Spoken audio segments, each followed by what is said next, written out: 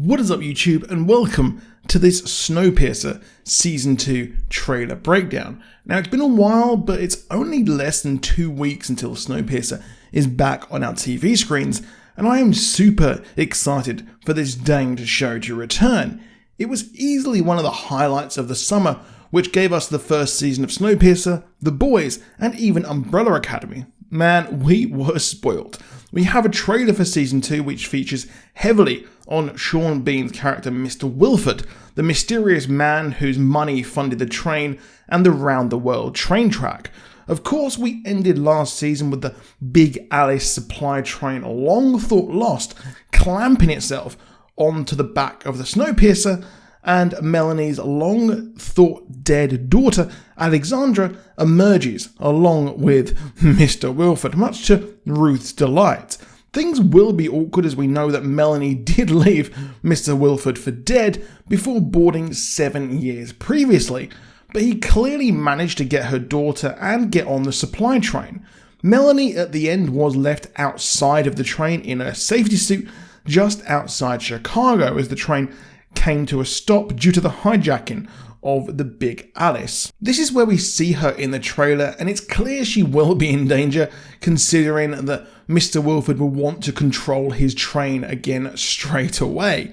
We see the train go over a frozen lake and even see a broken bridge, and I'd love to see more of this world. Now curiously, a Mr. Wilford balloon appears that seems to be in space, but it might be in the upper atmosphere. It could be curious to see if they use that to communicate with other possible trains or even a bunker with a satellite. We see something get launched out of the train later in the trailer, but I'll talk about that when we get to it. Now we hear Roach, the lead brakeman, and Melanie say how they are in for worse than they already have come through. And if the movie is anything to go by, the fight will be a savage and tough one to keep the precarious power leverage that the tailies kind of have. He says how Leighton is trying to keep the peace, and yes, I expect a more savage battle this season, if last season really wasn't enough. We get a good look at Sean Bean's Mr. Wilford as he says yes, finally, over the trailer, and he looks like an utter player in his Hugh Hefner attire. We see him live the high life, and I imagine the last 7 years on the Big Alice supply train was hardly ideal for a man of his stature, but he seems to be enjoying life here, having a bath, and just genuinely having a party. Melanie was never that type of person, and it's clear she left him high and dry as he wanted the train to be filled with rich people and it not be a meritocracy. That's what she said last season when she spoke to Ruth. However, it seems like the train is going to go straight back to its privileged ways as Mr. Wilford tries to work a way to get the tailies back in the tail, doing what they need to do to get the train running. He says we're going to get to know each other very well as he looks at Melanie, and Melanie seems to have been relegated to the Big Alice as she's wearing a jumpsuit, which makes sense considering her fall from grace during the first season.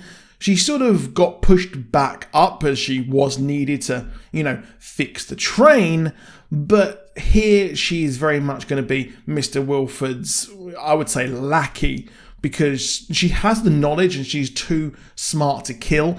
And obviously it's one of the main characters of the show. So, well, saying that, Sean Bean was killed in the end of season 1 of Game of Thrones. So yeah, anything can happen after that. But what I'm saying is that Melanie is too big to fail. So she needs to be kept here as we see the supplies as Mr. Wilford's personal bar as well is shown. But weirdly, we see a man that's kept under cryo freeze. It does look like maybe an early version of the drawers we saw on the Snowpiercer. And while many of us thought that the drawers would house Mr. Wilford, he's clearly up to something, and I hope that we get some sort of confirmation that maybe he wants to put poor people on ice and thaw them out when someone dies trying to reach into an engine part or something.